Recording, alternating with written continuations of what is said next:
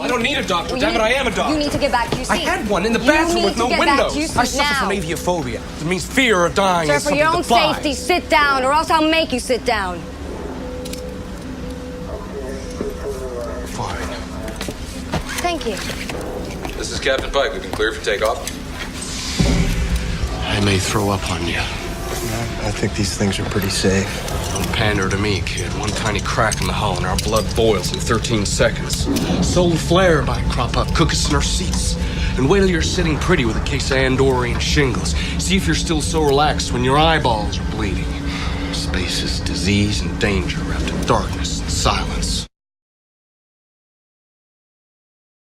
How I came to the project was when I had heard that JJ was going to be doing a new film of Star Trek. I was immediately interested, having been a long-term fan of the original series. I took a meeting with JJ, which I thought went absolutely, abominably, terribly wrong, and was quite surprised when 2 months later he called up and said that he would love me to come in and test for the role of McCoy.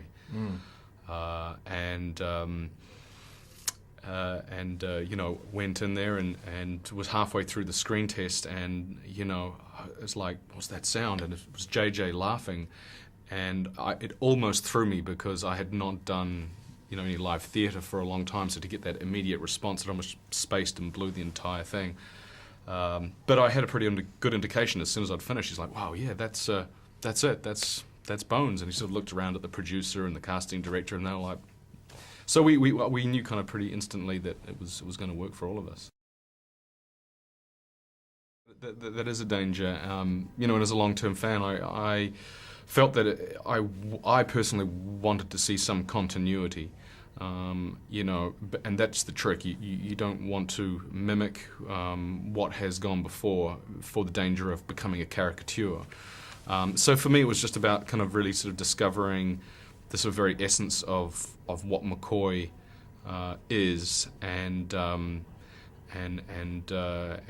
basically filtering that through me and giving my version of what that is. I always responded to you know, that cynical, cantankerous, you know, really rough bedside manner, that sort of prickly exterior that Bones has. But beneath all that, there is this, you know, most altruistic, caring, loyal friend who will do anything for even his foes or friends, who's morally centered, you know, and it's a lot of fun to play. You know, New Zealand is my home. It's my base. That's where my family is, and I don't intend to, you know, kind of run off and go and live in LA anytime soon. It just means that you know, every so often I have to hop on a plane and go and spend a couple of weeks in Los Angeles and take care of business. But you know, I live in, you know, one of the most beautiful countries, in my opinion, in the world, and I wouldn't change that for anything.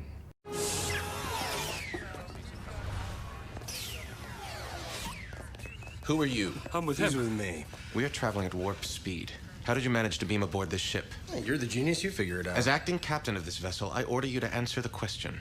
Well, I'm not telling, acting captain. What now, that doesn't frustrate you, does it? My lack of cooperation. That doesn't make you angry. Are you a member of Starfleet? Yes. Can I get a towel? Under penalty of court-martial, I order you to explain to me how you were able to beam aboard this ship while moving at warp. Well, don't answer him. You will answer me.